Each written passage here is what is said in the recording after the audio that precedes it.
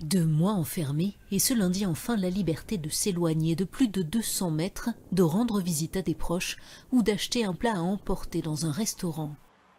Pour les Italiens, le soulagement est immense et le bilan quotidien plus encourageant que jamais. 174 décès, le chiffre le plus bas depuis le début du confinement le 10 mars. Comme l'Italie, une quinzaine de pays européens assouplissent les restrictions en ce début de semaine. Le Royaume-Uni devra lui attendre. Le pays le plus endeuillé du continent derrière l'Italie approche du seuil des 29 000 décès. À peine remis du coronavirus, Boris Johnson planche sur un plan de déconfinement qui sera annoncé dans les prochains jours.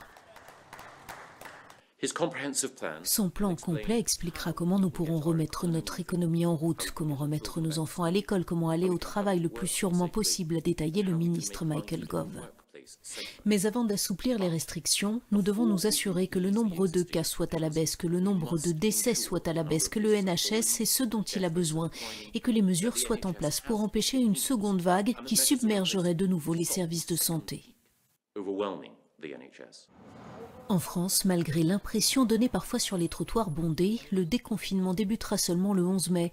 Sur la carte dressée par le gouvernement pour fixer le niveau d'assouplissement selon les zones, la moitié des départements sont verts à ce jour.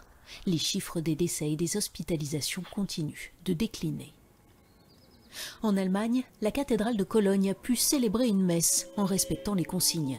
2 mètres entre les fidèles, 122 personnes pour 800 places et chacun a dû donner son identité à l'entrée.